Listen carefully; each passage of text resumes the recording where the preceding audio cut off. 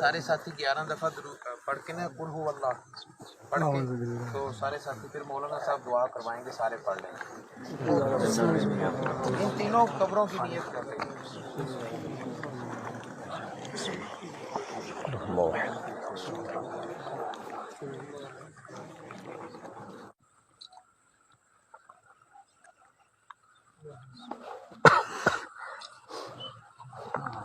سارے بھائی درود شریف پڑھ لو۔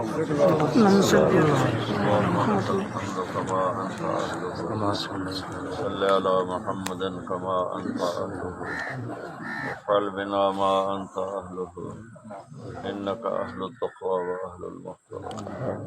یا اللہ اسی جو کچھ پڑھے تیری بارگاہ وچ، اے میرا بیٹا پہ، او میرا چاچے دا بیٹا ہے، او میرا چاچا ہے، او میرا چاچے دا بیٹا ہے، انہیں چاراں نوں دا ثواب پہنچایا، انہاں قبراں نوں روشن فرما۔ بسم اللہ الرحمن الرحیم۔ ناظرین و سامعین محترم، کیا قبر پر قرآن پاک کھڑے ہو کے پڑھنا، اجتماعی طور پر قرآن پاک پڑھ کر مردوں کو ایصال ثواب کرنا جائز ہے یا نہیں ہے؟ اس متعلق کیا حکم شرع ہے؟ ٹھیک ہے جی، علماء اس متعلق کیا نظریہ رکھتے ہیں؟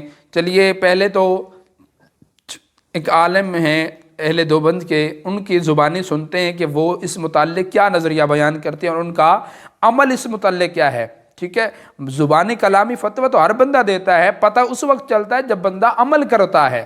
ٹھیک ہے، ساری زندگی تقریریں کرنا بہت بڑا آسان ہوتا ہے، لوگوں کو تقریریں کر کے سنا دینا بڑا آسان ہوتا ہے، ممبر پہ باتیں کرنا بڑا آسان ہوتا ہے، لیکن جب بندہ عمل کی طرف آتا ہے نا ناظرین و سامعین محترم، اصل عقیدہ انسان کا پھر ظاہر ہوتا ہے کہ اب انسان اس کو جائز سمجھ رہا ہوتا ہے یا ناجائز سمجھ رہا ہوتا ہے۔ ٹھیک ہے، اب بسا اوقات ایسا ہوتا ہے کہ انسان جو عمل کرتا ہے نا، اسی سے ہی پتہ چلتا ہے کہ وہ چیز، وہ عمل، وہ جائز ہے یا ناجائز ہے۔ ٹھیک ہے، اس کے نزدیک اس کا حکم کیا ہے۔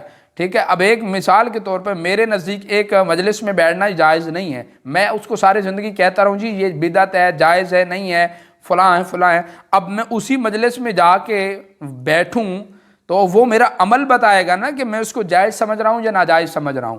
ٹھیک ہے، تو ناظرین و سامعین محترم، تو چلیے پہلے ان مولانا کی زبانی سنتے ہیں کہ وہ اس متعلق نظریہ کیا رکھتے ہیں۔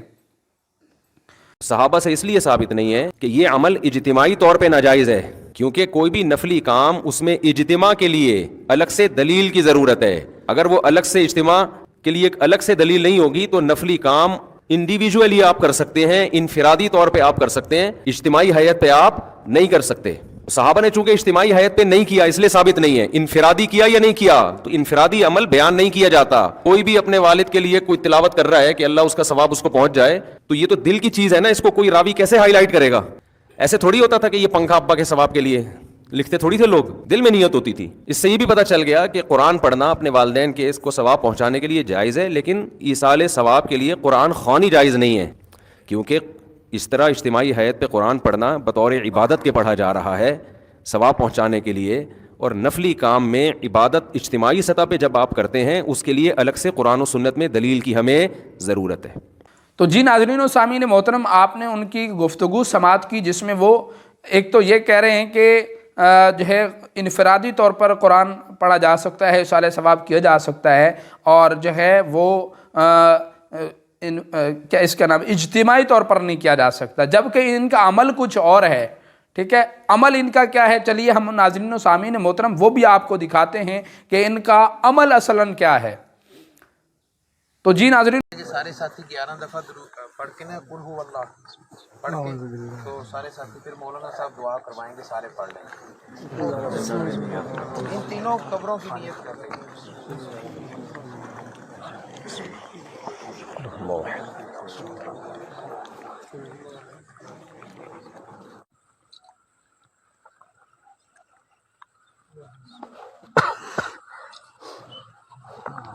سارے بھائی درود شریف پڑھ لو۔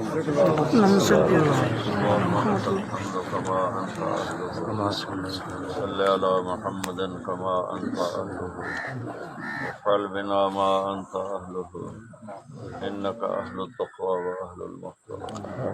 یا اللہ اسی جو کچھ پڑھے تیری بارگاہ وچ، اے میرا بیٹا پہ، او میرا چاچے دا بیٹا ہے، او میرا چاچا ہے، او میرا چاچے دا بیٹا ہے، انہیں چاراں نوں دا ثواب پہنچایا، دنیا قبراں نوں روشن فرما، فرما کسی تے سختی تو دور فرما یا اللہ۔ عاصم جمیل دے، لیاقت حیات دے، میاں سرفراز دے، میاں مظہر حسین دے، سب دے اتے اپنی رحمت دی نظر پا، انہاں قبراں نوں کھلا فرما۔ سامعین محترم، آپ نے دیکھا کہ مولانا طارق جمیل جس کے بارے میں اب دنیا کہہ رہی ہے وہ جی اس کا بیٹا انتقال ہو گیا جی، اس کو تو بڑا دکھ اور رنج پہنچا ہوا ہے اور لوگ باتیں کر رہے ہیں۔ تو میرے بھائی، ساری زندگی آپ نے تبلیغ کی ہے اور بدعت کے رٹ آپ نے لگا کے رکھی ہے، تو سوگ شریعت 3 دن کی اجازت دیتی ہے، اس سے زیادہ سوگ کا حکم ہی نہیں ہے،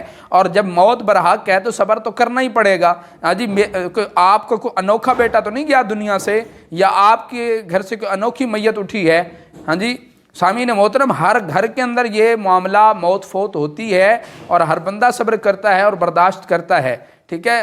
غم کا حکم شریعت صرف 3 دن تک دیتی ہے، 3 دن سے زیادہ وہ جائز نہیں ہے۔ تو سامعین محترم، اب ان کا عمل کیا ہے؟ ان کا فتویٰ جبکہ یہ ہے کہ قرآن پڑھ کر ایصال ثواب جو ہے اجتماعی طور پر نہیں کیا جا سکتا، قبر کے اوپر کھڑے ہو کر قرآن پڑھ کر مردوں کو ایصال ثواب نہیں کر سکتے، جبکہ فتویٰ کچھ اور ہے اور عمل ناظرین و سامعین محترم کچھ اور ہے۔ اسی طرح طارق مسعود صاحب ایک جگہ پہ وہ فرما رہے ہیں کہ قرآن خوانی کی جی 2 اقسام ہیں۔ ایک قرآن خوانی ہوتی ہے جو ہے دکان مکان گھر کے لیے برکت کے لیے ہوتی ہے، کسی مریض پہ پڑھی جائے وہ برکت کے لیے مطلب آپ پڑھ سکتے ہیں۔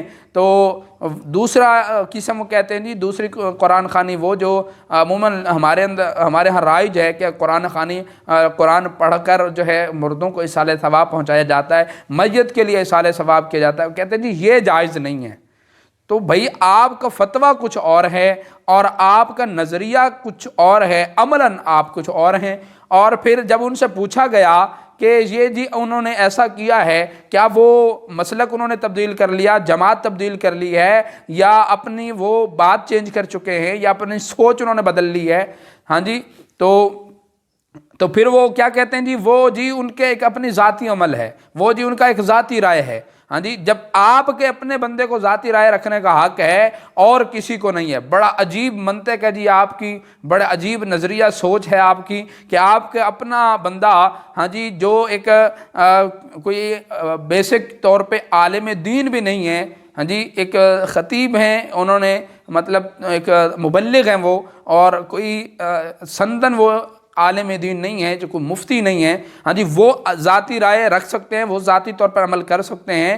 تو اور کوئی اگر کر لے تو پھر اس کے پر ناجائز کا فتویٰ، اس پر جی شرک بدعت کے فتوے، اور اس کے اوپر جو ہے طرح طرح کے الزامات لگائے جاتے ہیں۔ کیا اس وقت ان کو چوٹ نہیں پہنچتی، ان کو دکھ نہیں ہوتا؟ آپ کو دکھ جب پہنچ رہا ہے تو دوسروں کو نہیں ہوتا؟ اچھا، اسی طرح ناظرین و سامعین محترم ایک چیز میں اور یہاں کلیئر کر دوں کہ یہ لوگ کہتے ہیں جی قبر پر جا کر قبر کی طرف جھکنا نہیں چاہیے، قبر کے اندر کوئی ایسا معاملہ نہیں ہو سکتا۔ ہم جب اولیاء کی کرامات بیان کر رہے ہوتے ہیں کہ اولیاء کی قبروں کئی ایسے واقعات ملتے ہیں، اور ہم نے دیکھا بھی ہے کہ کئی اللہ کے پیاروں کی ایسی قبریں ہیں جن کے قبروں سے خوشبو آ رہی ہوتی ہے، تو یہ لوگ انکار کرتے ہیں، کہتے ہیں نہیں جی ایسا کچھ بھی نہیں ہے، یہ سب من گھڑت کہانیاں ہیں، یہ سب من گھڑت جو سارے معاملات ہیں۔ ہاں جی، تو اب میں ایک کلپ آپ کو سامنے پیش کر رہا ہوں جس کے اندر آپ خود دیکھ سکتے ہیں، یہ لوگ قبر کی مٹی کو بار بار اٹھا کے سونگ رہے ہیں اور اس کو بطور تبرک لے کے جا رہے ہیں، یعنی کہ آپ اٹھائیں تو اس کے اندر برکت ہے، آپ سونگیں تو اس کے اندر خوشبو آ جاتی ہے۔ اگر کوئی دوسرا کسی اللہ کے پیارے کے مزار پہ چلا جائے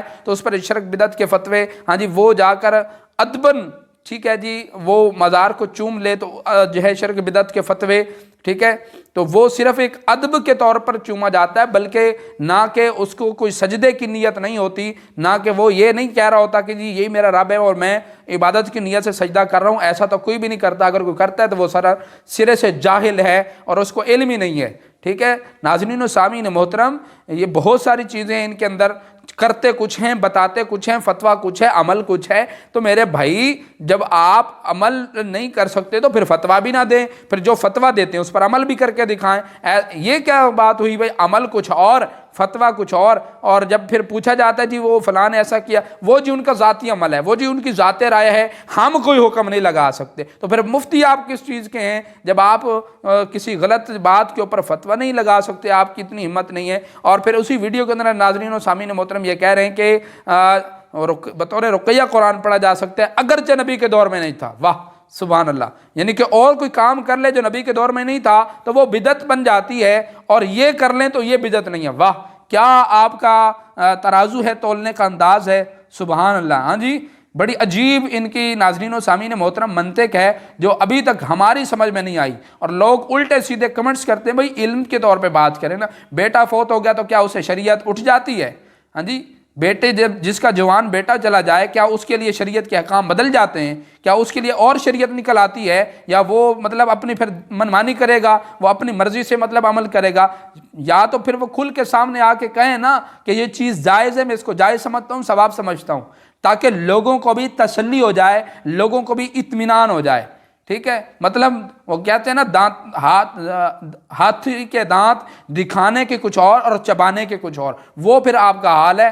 ہاں جی، تو اب آپ سجادہ نشین بھی آپ کے پاس آ رہے ہیں، ان کی نسبت کو بھی آپ مان رہے ہیں، ان کی برکت کو بھی آپ تسلیم کر رہے ہیں، یعنی کہ ایک سجادہ نشین مزار کا اس کو برکت کو تسلیم کرتے ہیں، اس کی نسبت کو تسلیم کرتے ہیں، لیکن رسول اللہ صلی اللہ علیہ وسلم کی نسبت کو آپ تسلیم نہیں کرتے، ان کی برکت کو تسلیم نہیں کرتے، جو اللہ کے پیارے ہیں، جو مزارات کے اندر اس وقت موجود ہیں، ان کی برکتوں کو یا ان کے فیوز و برکات کو یہ لوگ تسلیم نہیں کرتے۔ بڑی عجیب قسم کی ان کی منطق ہے۔ ناظرین و سامعین محترم، اب آپ کے ہاتھ میں فیصلہ ہے کہ آپ کس طرف جا رہے ہیں، اور یہ قوم کو کس طرف لے کے جا رہے ہیں، جبکہ عمل کچھ اور ہے، فتویٰ کچھ اور ہے۔ ناظرین و سامعین محترم، امید ہے کہ آپ ہماری کچھ باتیں سمجھ چکے ہوں گے۔ اللہ کریم ہم سب کو صراط مستقیم اور حق کے راستے پر ثابت قدمی عطا فرمائے، آمین۔ السلام علیکم ورحمۃ اللہ وبرکاتہ۔